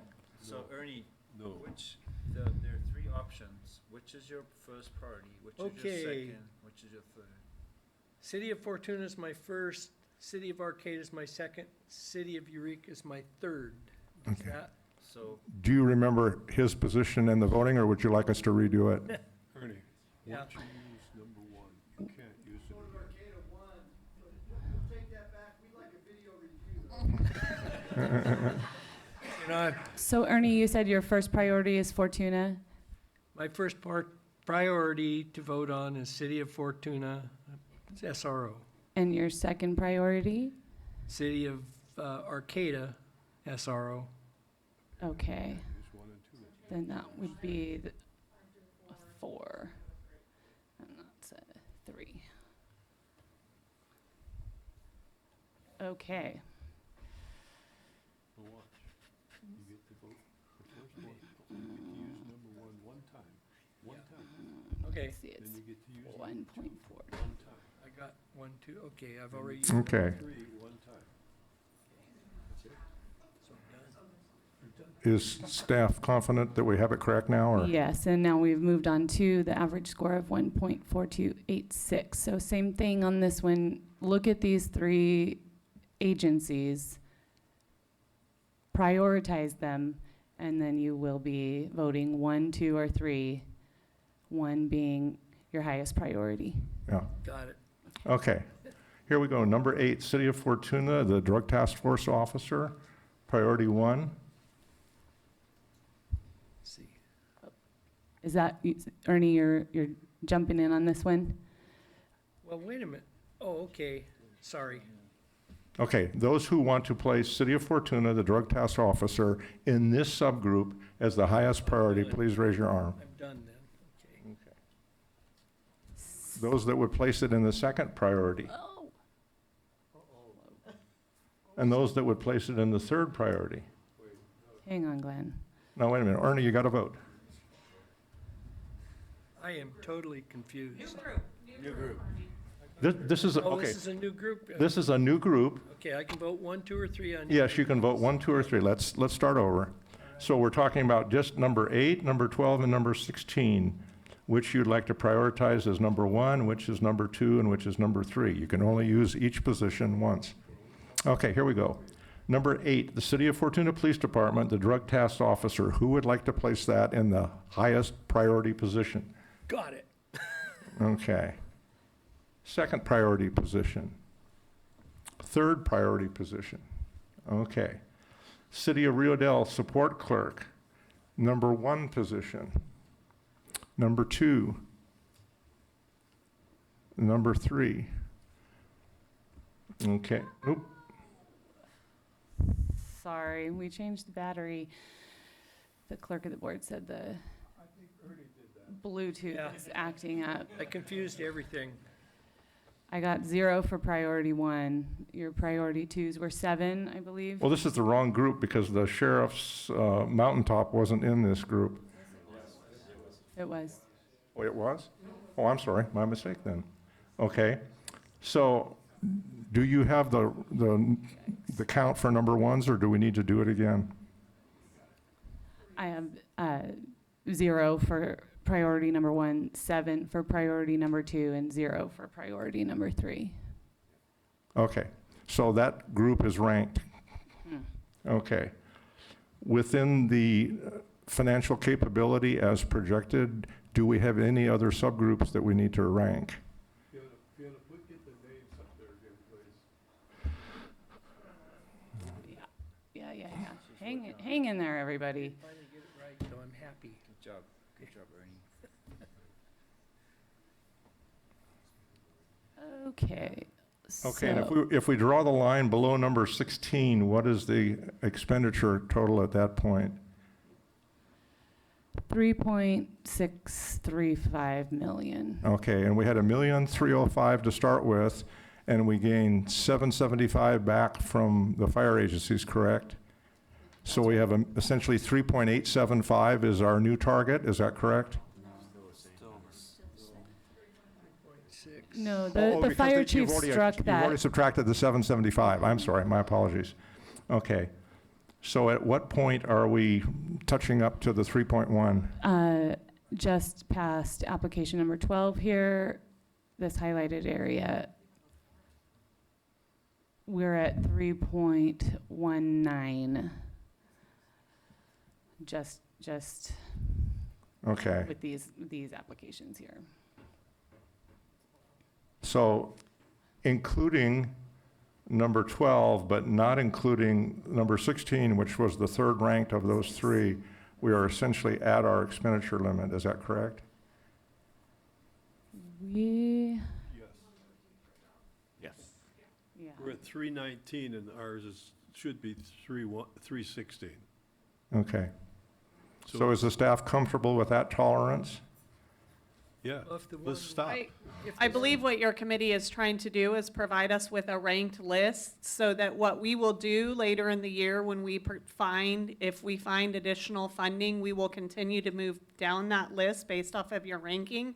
So we're going to need you to go deeper into the Yes. list in order to complete Yeah, your we'll ranking. continue this process anywhere there's a numerical tie, as painful as it is. You can just keep going no matter how much is available, and we'll use your list Yeah. and go as far deep into it as we can. Okay. So we've already prioritized down through the 1.4286 numbers. Where is our next grouping? It looks like it's number 3 and number 21. Applications 7 and 13, the City of Eureka County Public Works and City of Trinidad Okay. Sheriff Deputy. Only be voting 1 or 2. Only be voting 1 or 2 this time. So considering only the City of Eureka Public Works project for Harrison Avenue and the City of Trinidad halftime sheriff, who would place the City of Eureka County of Humboldt Public Works project as the top priority of those 2? Okay. And those who would place it in a second priority? Okay, so I guess the rest is self-evident. Listen in Excel. Somebody Mhm.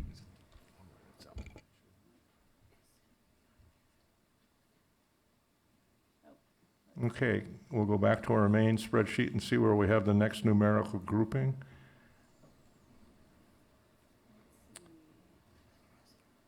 Looks like number 3 and number 21.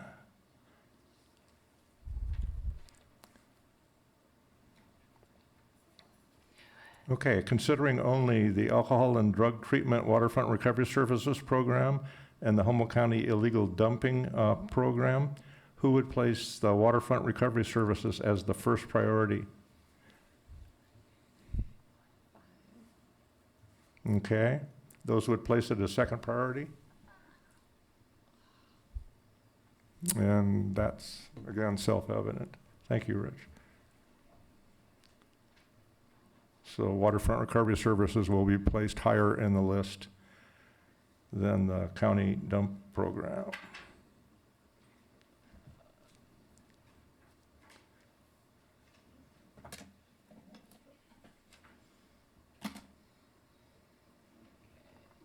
Okay, next grouping is the 2.5714s.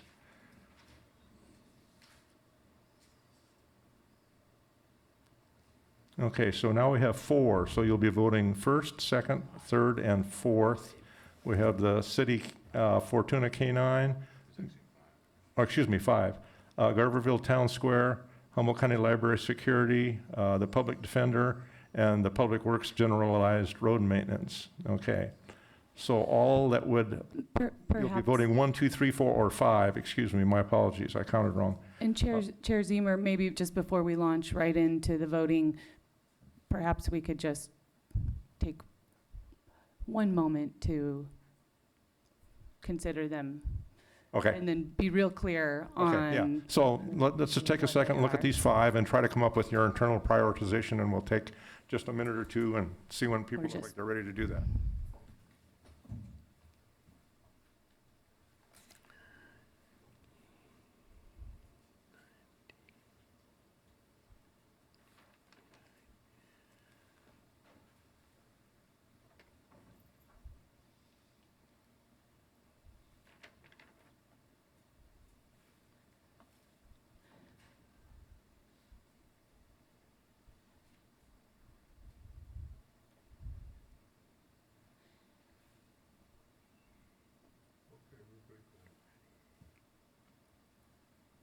People ready, or do we need more time? Just a little bit more. Okay.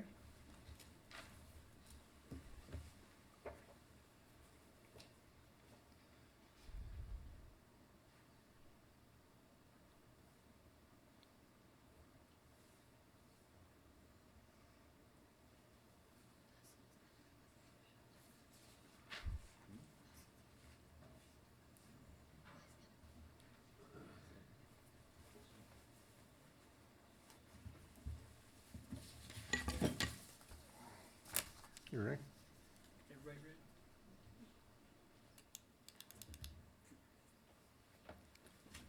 All right, everyone ready?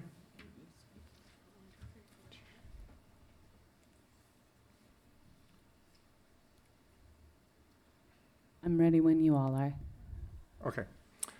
Those who would place number 9, City of Fortuna Police Department K-9 in the number 1 position, please raise your hand. I have 1, Okay, in the second position, I have 2. And third position? I have 2. Okay, number 15, the Garberville Town Square Security. We have 2 more. Oh, my apologies, I was stuck in the ozone here. Okay, those who would replace it in the third position? 4th, Fourth position. Thank you for bringing me along. of course. I have 1. Okay, and fifth position? And 1. Okay. Garberville Town Square Security. In the first position? I have 0, Second position? 1, Third position? 2, Fourth position? 0, Fifth position? 4. Okay. Number 19, the County Library Security. In the first position? I have 4, Okay, second position? Third position? Fourth position? Fifth position? 4 at first priority, 3 at 4th priority. Okay. Number 20, the Public Defender, the Office Assistant position. First position? I have 1, Second position? 1, Third position? 2, Fourth position? 2, Fifth position? 1. I'm sorry, I think I misvoted and put it into a double. Okay, let's go back then. The County Public Defender, number 20, those who had voted in the first position, 1, second position, 1, third position, 1, fourth position, 3, fifth position. 1. Okay. Number 22, the County Public Works Roads General Fund, first position, second position, 3, third position, 3, fourth position, fifth position. 1. Okay, so we've got a ranking of that subgroup.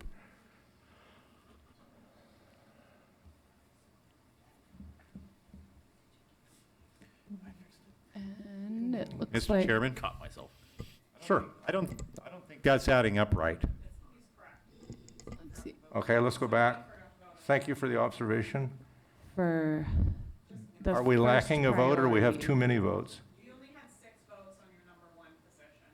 And there's another one too. It looks like they may have transposed. Okay.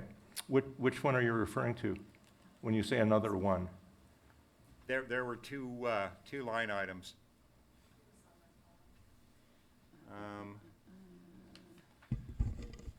There's number 3. It adds up to 8 if you add down the column.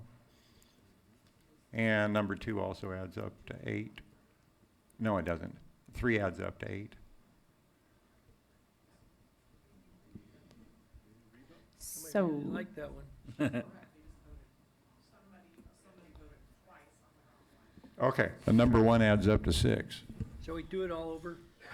Yes. I caught my. or you could just revote on your 2 mistakes? 1 and 3, because we have 7 votes for second, fourth, and fifth priority. Someone voted.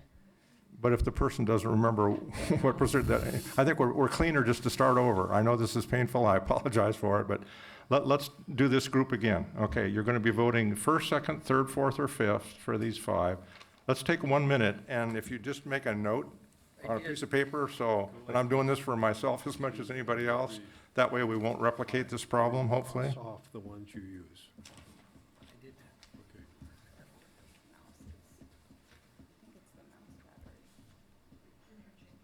We changed the keyboard, but not the mouse.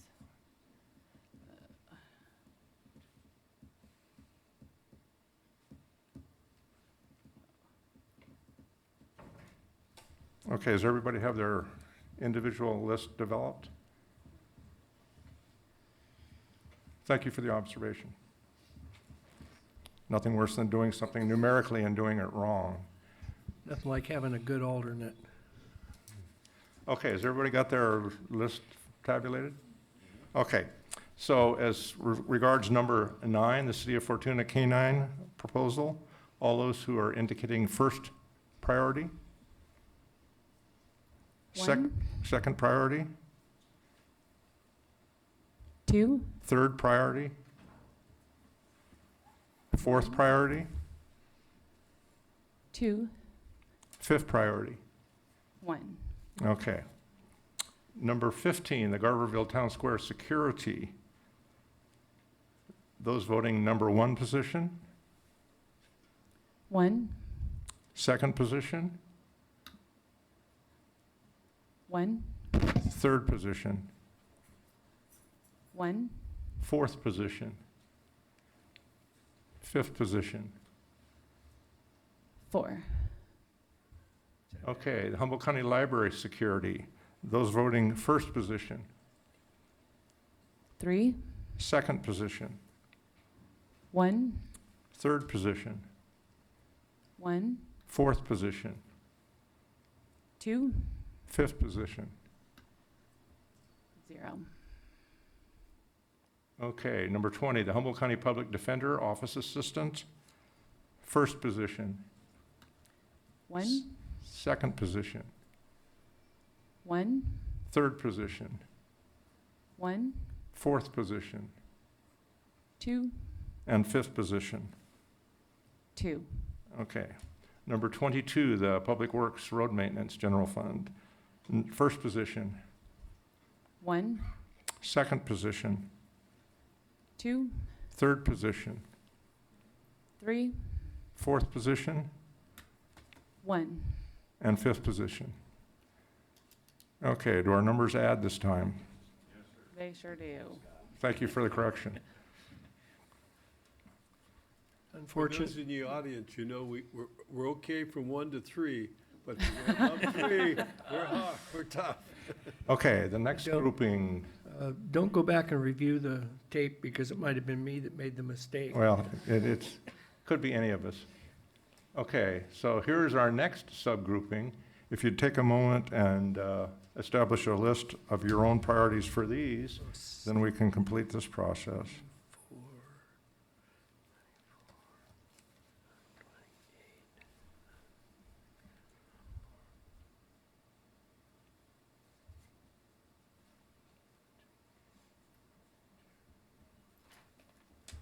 Okay, everybody had an opportunity to make their own little internal list?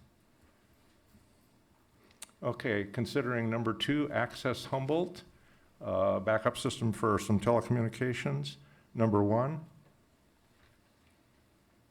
1, number 2, 4, number 3, 1, and number 4. 1. Okay, we got a correct total there? Yep. Okay. Now regarding number 4, the Christian Science Church Homeless Support Program in Garberville. Number 1, 2, number 2, 2, number 3, 2, and number 4. 1. Okay, I think we have the correct No, number sorry. there. Number 24, New Life Transitional Housing, first position, second position, third position, 4, fourth position. Should be 3, hopefully. We should be. There's 3. Yeah, okay. Yeah. And then number 28, the New Directions Support Program. Number 1. Number 2. Screwed up again. Yep. Yeah. We're off. We're off You should again have on 7 total. the number 24 is off. Well, just, Yeah, I know who did it this time. oh, I have my numbers. Okay, let's go back to number 24. The New Life Transitional Housing, first position, second position, Third position. So we have 4? We're counting third position. Put your arm up. Okay, we've got them tabulated. Fourth position. Okay, I saw 4 and 3, so I think we're okay. Okay, number 28, New Direction Safety Gear Program. First position? Second position? I see that. Third position? Fourth position? I see hasn't. Second position on that one. Okay, let's start again. On number 28, the New Direction Safety Gear, first position. 2, okay. Second position. Third position. Fourth position. So we have six votes there. I didn't even vote on that. How can we have 6? Oh, 6. So which one do you rank that? Okay, what one, one are we Ernie? on? Number 28, the People of New Directions. I rated it 3. 3, okay. Sorry. It's okay. Oh, we got 7. You do. Yeah, the. One is still messed up.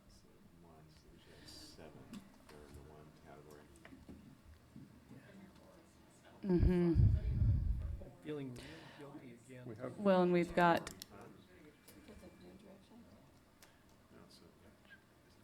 I see 7 I votes. see 7 votes for each row. Yeah, yeah. No, we've got 8 votes as a priority 4.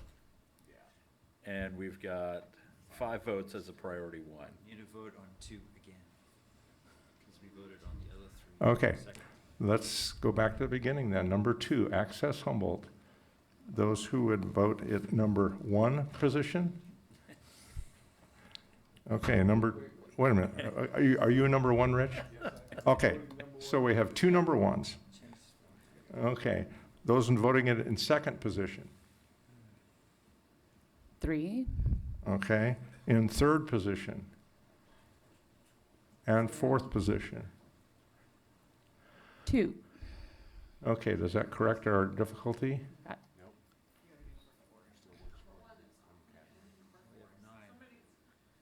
What the heck? not voting on a number 1 and is voting twice on a number 4. Same thing happened last time. But Okay.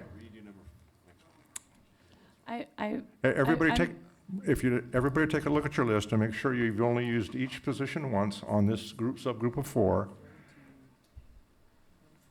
Okay, we'll try it one more time. Everybody ready? Wait a minute. We're starting over. Make sure you only have each position listed once in your little subcategory list. 7. Okay, number 2, Access Humboldt. Can I triple check Ernie's? 'Cause So, number 2, I'm so giving yours rating make number no 4. sense. So Well, number, is this your order? this is the number All right, of the so items we're your order voting. is this.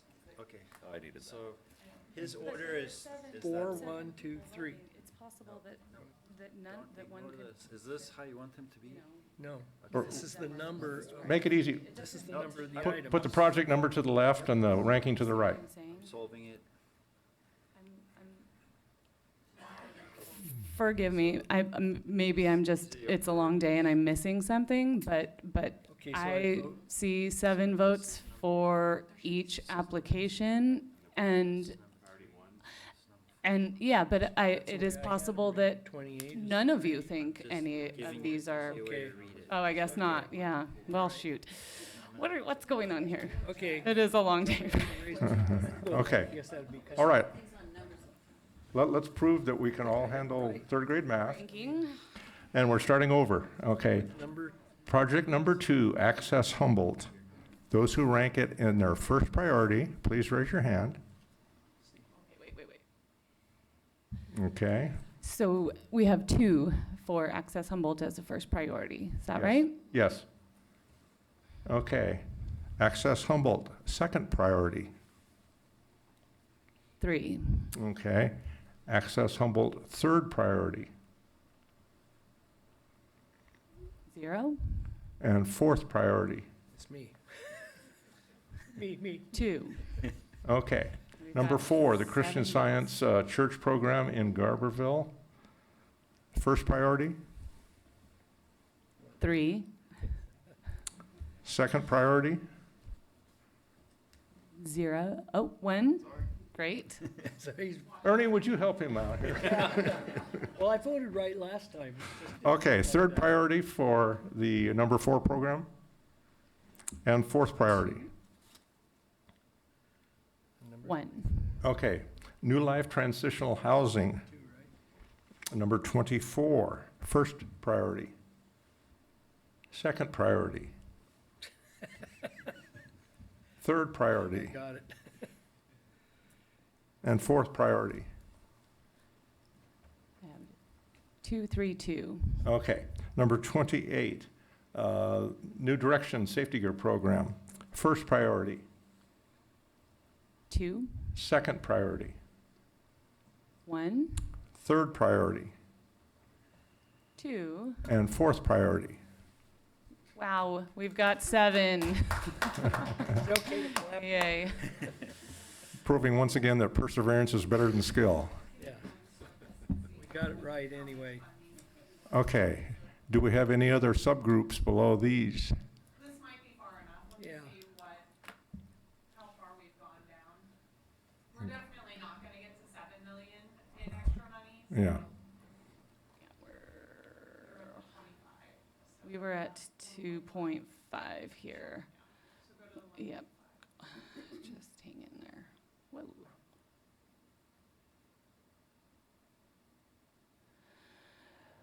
We're at 6.4 million. Okay, so almost double what we have available. Mhm. Okay, so the process would be academic beyond this. Okay. Already, yeah. I'm pretty confident. Any other business to come to our direction from staff? If I understand your committee correct, you would like us to take this back and sort it based off this ranking today and develop your committee's list of recommendations in that sequential order, correct? Yes. So I think your work is done today. Good job. Unless you guys have anything else to do, I Okay. can draft this letter and send it out to your committee as a whole. And then you guys can all give me the double thumbs up. Otherwise, if you are good with that process, then you can cancel the remaining 2 meetings, and we would need committee action to do that. Okay, so what is the pleasure of the committee? The question is, we have now ranked to a point that we have potentially expended twice what we think to be the reasonable amount. So even though we didn't go all the way through the process, it's practically clear that those applications have no reasonable expectation of funding. So we would have essentially a primary list that would total $3,105,000, I believe. It was the amount that was projected by the staff. So the ranking order down to $3,105,000 would be our primary recommendation to the Board of Supervisors for appropriation. And we would suggest that any additional revenues that are developed by under expenditures and/or the sweeps we were discussing of prior year's funds be administered based on the remaining ranking for those items that were not funded in the first priority group. If we're comfortable with that process, then we essentially have extinguished our obligation. We have the capability to trust in staff to complete that process and communicate that decision, or we can come back next week and they can formally present the list to us for verification that the one they would be transmitting would be accurate based on our actions. So that, I see that as the choice. So what is the pleasure of the committee? The choice is not come back. The choice is essentially trust the staff to convey honestly and accurately what we did today, or do you want to come back and have a second look at these numbers and rankings and so on to verify that they have correctly documented the action of the committee?